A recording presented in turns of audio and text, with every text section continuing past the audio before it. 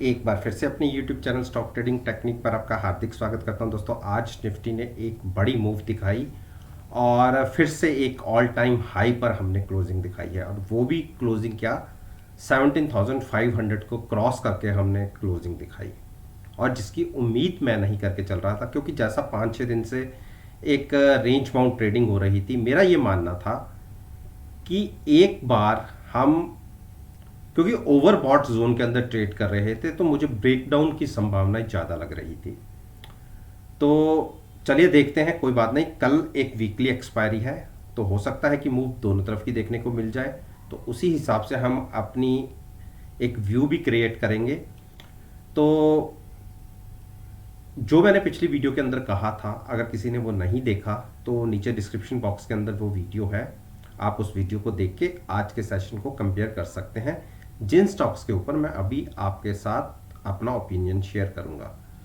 Nifty index के ही ये stocks हैं, और देखते हैं कि कैसी पॉसिबिलिटी निकल के आती है। इसके साथ साथ मैं अपने व्हाट्सएप ग्रुप की भी परफॉर्मेंस को आज आपके साथ शेयर करूंगा।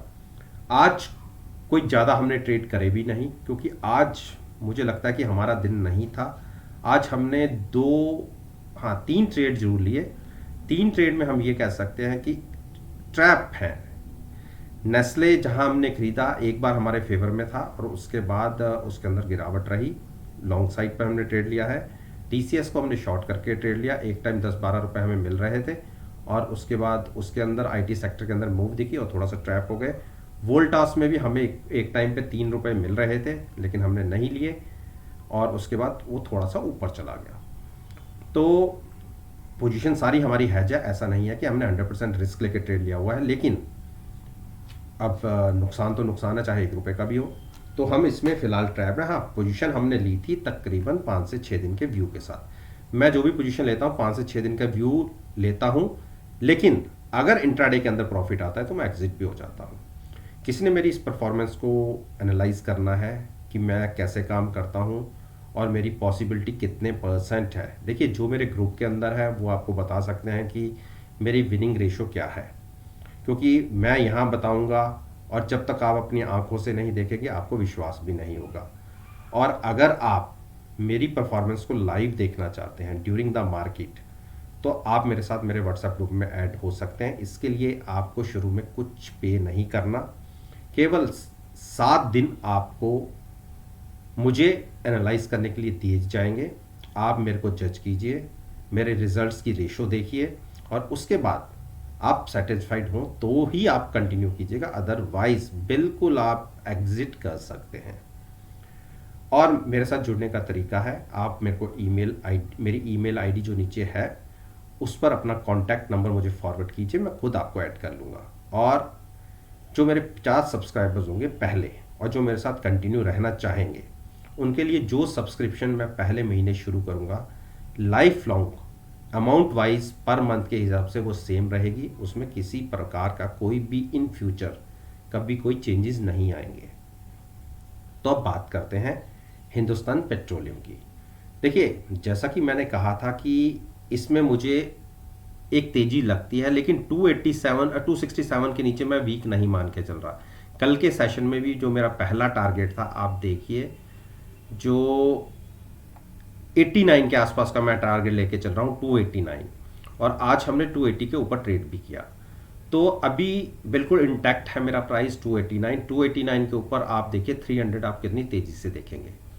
और आप सभी जानते हैं कि इस स्टॉक के अंदर हमने पहले शॉर्ट करके बहुत अच्छे पैसे बनाए, और हाँ, फ्यूचर्स में हमें नुकसान जरूर रहा, लेकिन हमारी एवरेज नीचे, केवल आप देखिए स्टॉक ने 245 तक के लो भी लगाए, लेकिन मेरी एवरेज 62-64 की थी, 262-265 के बीच में थी, और उसके बाद हमने काफ़ी ऊपर आके इसमें से एग्जिट ली है। तो जो लॉन्ग में बने हुए हैं बिल्कुल बने रह सकते हैं। जो लोग थोड़ा लंबे समय के लिए स्टॉक को ट्रेड करना चाहते हैं और लंबे समय के लिए रखना चाहते हैं, लेकिन डिप पर बाय करना चाहते हैं, उनके लिए प्राइस रहेगा 267 के आसपास का, वहां पर बाय कर सकते हैं। उसके नीचे मैं एडवाइस नहीं करूंगा कि लॉन्ग साइड पर जाएं, फिर उसके बाद गिरावट भी गहरा सकती है। आईटीसी, देखिए आईटीसी ने आज एक गिरावट दिखाई, हाई खुला ऊपर 217 के आसपास, और उसके बाद लो जो इसने लगा दिया 215 का, और कल की क्लोजिंग के आसपास ही हम क्लोज हुए हैं। देखिए ओवरबॉट होगा तो मैं इसे शॉर्ट करूंगा, इस बार करूंगा। पहले मैंने कभी इसको शॉर्ट करके, मतलब पिछले 2-3 महीने से कभी इसको ट्रेड नहीं किया। जब से मैंने अपना व्हाट्सएप ग्रुप बनाया, शॉर्ट करके से ट्रेड नहीं किया। हाँ, मैं खुद पर्सनली जरूर करता था, लेकिन मैंने इसको शॉर्ट करके ट्रेड नहीं किया। लेकिन इस बार अगर ये ओवरबॉट होगा, क्योंकि पहले ओवरबॉट हो ही नहीं रहा था 2 महीनों में, लेकिन अगर अब ओवरबॉट होगा तो हम शॉर्ट करके भी ट्रेड लेंगे। वैसे बाइंग प्राइस हमारा इसका 204 205 के आसपास हमने एक डिसाइड कर रखा है कि हम वहाँ पे इसके अंदर लॉन्ग साइड पर एंट्री लेंगे। ऊपर जाके यहाँ से शॉर्ट करके हम ट्रेड लेंगे, तब तक हमें वेट करना होगा। देखिए हिंडाल्को को मैंने आपसे कहा था कि एक बार ये 500 क्रॉस हो जाए और 505 या 510 के आसपास इसको शॉर्ट बनाएंगे, ओवरवेट हो चुका होगा। जबकि मैंने कल अपने व्हाट्सएप ग्रुप के शॉर्ट करके पैसे भी बनाए थे, लेकिन मैंने यहाँ पर एडवाइस नहीं दी थी। यहाँ पर मैंने ये कहा था जो ओवरवेट वोट होगा तो हम शॉर्ट करेंगे, क्योंकि हम बीच में खड़े हैं। देखिए अगर आप इसकी जर्नी देखिए, 390 से कंटिन्यूस 490 की तरफ भाग गया, 100 पॉइंट्स चल चुका है, यानी 25% के गेन्स आ चुके हैं। तो जब इतने ज़्यादा गेन आए तो उसमें से 30-40% जो गेन है वो कम भी होते हैं। तो मैं ये मान के चल रहा हूँ कि ये स्टॉक एक बार गिरावट में 470 दिखा सकता है। तो 470 के टारगेट के लिए अगर जब प्राइस हमारा ऊपर जाएगा तो वहाँ शॉर्ट करेंगे। इतने ऊपर के लेवल पे बाय नहीं करूँगा। हाँ, यह जा सकता है, देखिए इस चीज़ को मैं डिनाई नहीं करता, लेकिन हाई पर बाय करना, और हमने नेकेट तो बाय करना नहीं है, हमने पुट भी बाय करनी है। तो अगर गिरावट आ गई तो पुट का प्रीमियम लॉस हो जाएगा, तो इसलिए मैं थोड़ा यहाँ से अवॉइड करके चल रहा हूँ। तो जो इसको डिप पर बाय करना चाहते हैं उनके लिए प्राइस रहेगा 450 का। डॉक्टर रेड्डी ने आज फिर एक अच्छी क्लोजिंग दिखाई है, और मेरे को ये लगता है कि कल के सेशन में ये 50230 के आसपास हाइज लगा सकता है। क्लोजिंग अच्छी आ रही है, और ये जो पिछले 5-6 दिन से कंसोलिडेशन चल रहा है, इसकी मूवमेंट ब्रेकआउट ही लगता है मुझे। 5035 के टारगेट के लिए बिल्कुल लॉन्ग किया जा सकता है। 4910 के ऊपर जब तक स्टॉक है मैं बेरिश नहीं हूँ। सिप्ला, देखिए सिप्ला की रेंज बाउंड मैंने आपसे कहा ही था कि ये नीचे गिरता है फिर ऊपर जाता है। देखिए खुला आज नीचे, और जहाँ खुला वहीं से वन साइडेड बाइंग, और 960 के आसपास फिर आ गया। तो जिसने नीचे बाय किया है वो एग्जिट हो सकता है, और फिर से डिप पे मिले 930-35 के आसपास मिले तो लॉन्ग करिएगा। छोटी सी रेंज के अंदर ट्रेड कर रहा है, 30 पॉइंट के आसपास दोनों तरफ की मूव मिलती है। और मैं शॉर्ट करने की स्टॉक को एडवाइस नहीं दूंगा, क्योंकि जब इसने ब्रेकआउट दिया तो ये आपको 1000 ईजिली दिख जाएगा। तो इसलिए मैं नहीं चाहता कि आप ट्रैप हो जाए। डिप पर बाइंग करने की स्ट्रेटजी रखिए, पुट बाय करके फ्यूचर्स को लॉन्ग रखिए, अगर गिरावट में फिर से ये स्टॉक 935 के आसपास मिले। भारती, देखिए भारती को कल मैंने क्या कहा था आपसे कि गवर्नमेंट की एक पॉलिसी आनी है जिसके ऊपर बातें चल रही है टेलीकॉम की, लेकिन मैंने ये कहा था कि हो सकता है कि इसमें 15 दिन लग जाए। लेकिन ये पॉलिसी पे जो डिसीजन था आज ही आ गया कि एजीआर के पेमेंट में इन्होंने कुछ 4 साल के लिए बेनिफिट दिया है। और गवर्नमेंट ने एक चीज़ और निकाली है कि जो इनकी देनदारियां हैं, कंपनीज की देनदारी हैं, उनको क्यों ना इक्विटी में कन्वर्ट कर दिया जाए, और कंपनीज वो इक्विटी गवर्नमेंट को दे।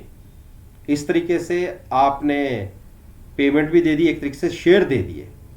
अब आइडिया जैसी कंपनी की जब शेयर की वैल्यू ही नहीं है तो वहां थोड़ी सी दिक्कत आएगी। हाँ, एयरटेल भारती वाला को कोई दिक्कत नहीं है, उनके लिए अच्छी न्यूज़ है।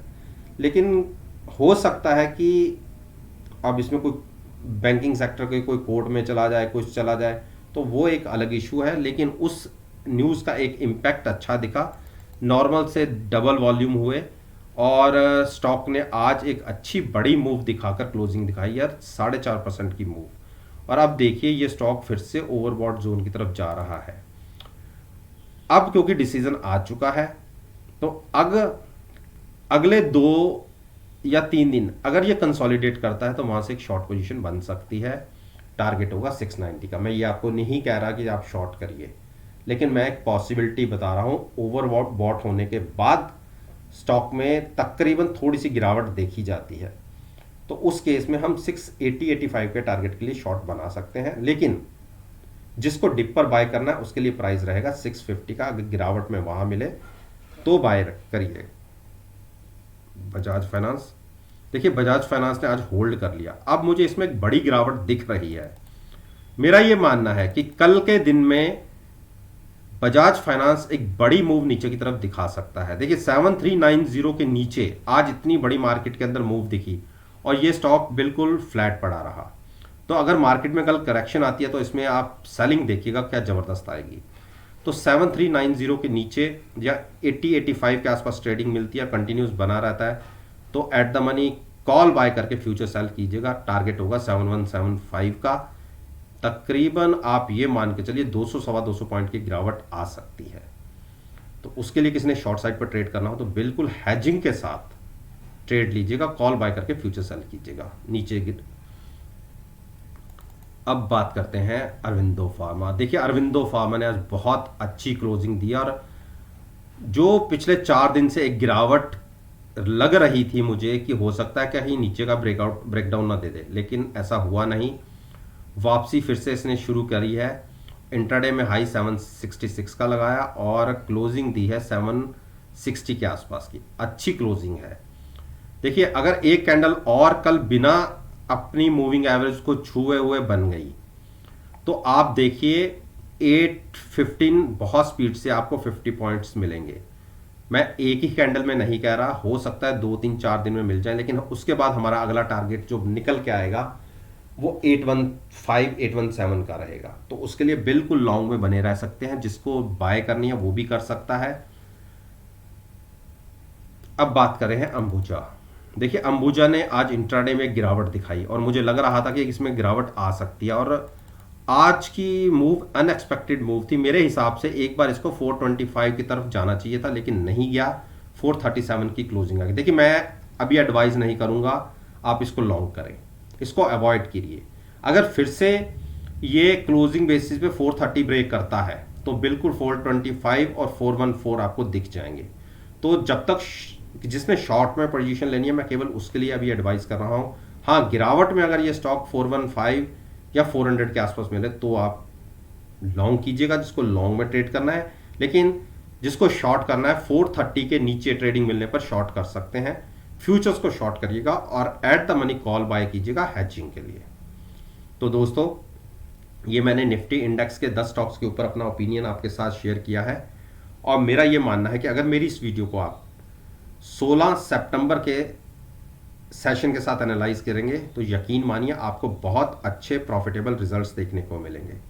वीडियो अच्छी लगे तो मेरे साथ मेरे चैनल पर जुड़िए, उसको सब्सक्राइब कीजिए और साथ में बेल आइकन का बटन को प्रेस करना मत भूलिएगा ताकि नोटिफिकेशन टाइम से आप तक डिलीवर हो सके। इस बात के साथ मैं आपसे विदा लेता हूं और एक नई वीडियो के साथ फिर से आपके सामने आऊंगा। तो